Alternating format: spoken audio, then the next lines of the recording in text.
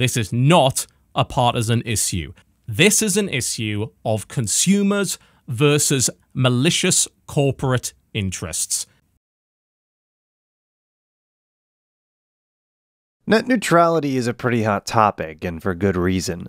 Service providers want to control internet traffic as they see fit, and when you realize that they're not just ISPs but also huge media corporations that are already in control of various news sources, it starts to get a bit scary too. This is, of course, in addition to the nightmare scenario of the internet turning into many overpriced packages, such that you're not able to even use YouTube unless you buy the YouTube package, for example. Net neutrality isn't perfect.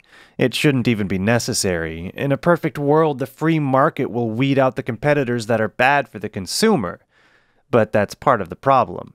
When it comes to internet service providers, the free market has failed.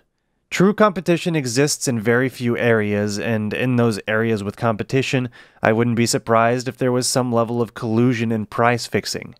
Because of that, net neutrality is necessary, and it's in danger yet again. I'm no good at talking about issues like this, but I know a YouTuber who is, and he has graciously offered to let other content creators use his video as a means of signal boosting this issue.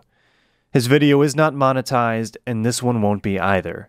Everything in that video's description will be included in this video's description, as well as a link to the original video itself. I know that some of you out there hate Total Biscuit for one reason or another, but regardless of your feelings about this man, please do listen to his video in its entirety. This topic goes beyond me or Total Biscuit. It has the potential to change the way the internet is used.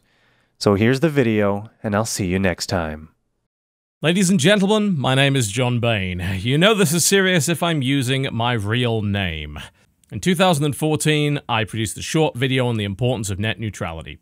The fact that I'm having to talk about this again in 2017 is frankly ridiculous. But unfortunately, the FCC in the United States is in the process of attempting to once again abolish net neutrality. They're doing it with the unbelievably dishonestly named Restoring Internet Freedom Act. Unsurprisingly, to a lot of you, you will probably realize that that act does the exact opposite of what it claims. This very short video is to give you a quick primer on what net neutrality is, and to explain it to those who don't understand it, and to be shared with perhaps friends, family members, and colleagues that are also not aware of why this is a problem. Net neutrality is the concept that all traffic on the internet should be treated equally. At the moment, the concept of net neutrality is protected under the so-called Title II designation, meaning that it is classified as a utility.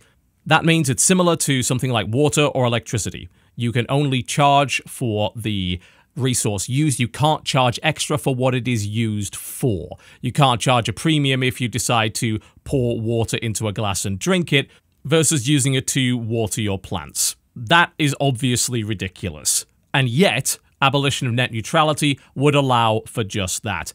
The only people that the abolition of net neutrality benefits are the ISPs, large corporations that stand to gain financially and, of course, constrict and strangle their competition. Large internet service providers in the United States, such as Spectrum, formerly known as Time Warner, also own video streaming services, which compete directly with firms such as Netflix and Hulu. If net neutrality were abolished, these firms would be able to slow down their competition to the point of making them unusable, forcing their customers to instead use the Spectrum-owned service. This is anti-competitive, it is monopolistic, and it is against the principles of the free market. It is universally bad for you, the consumer. There is absolutely no upside to this whatsoever. Were net neutrality provisions repealed in the United States, internet service providers would have the ability to charge you extra to access your favorite websites. If you chose not to do so, they could slow them down to a crawl. If that wasn't reason enough to support net neutrality, think about the wider implications. Slowing down and crippling access to websites can be used as a tool to suppress free speech. It can be used as a tool to manipulate public perception. It can be used as a tool to hamstring criticism of corporate interests.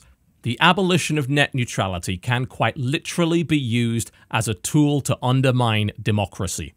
Many political issues are complex, nuanced, and there is often not a simple right answer.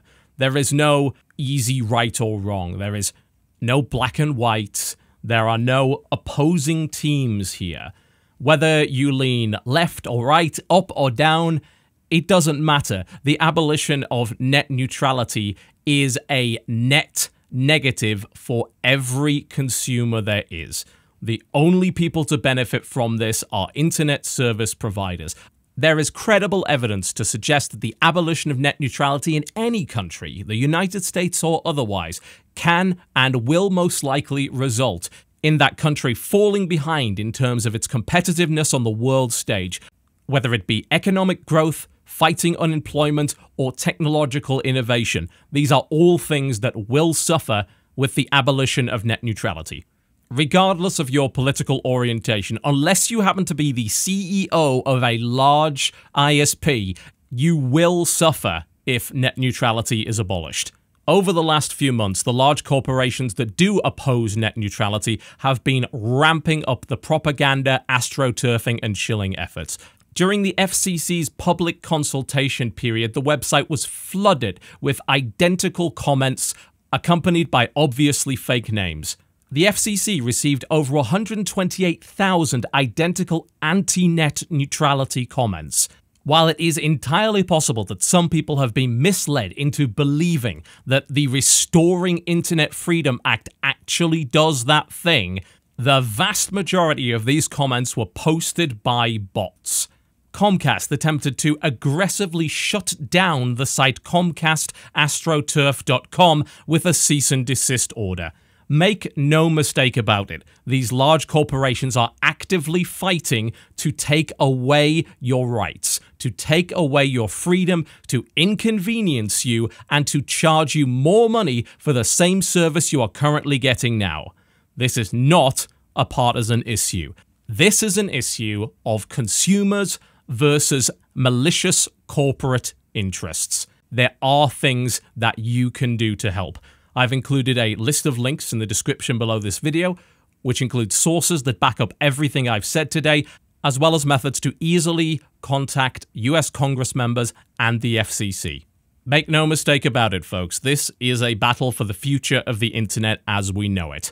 I've turned off ads and monetization on this video so that I can, in all good conscience, tell you to share this with as many people as possible. Regardless of whether or not you live in the United States or you don't, this is going to be an issue for you one way or the other. It's important to raise awareness, it's important to educate, and it is important that the astroturfing efforts and dishonest behavior of major corporate ISPs are not left unanswered.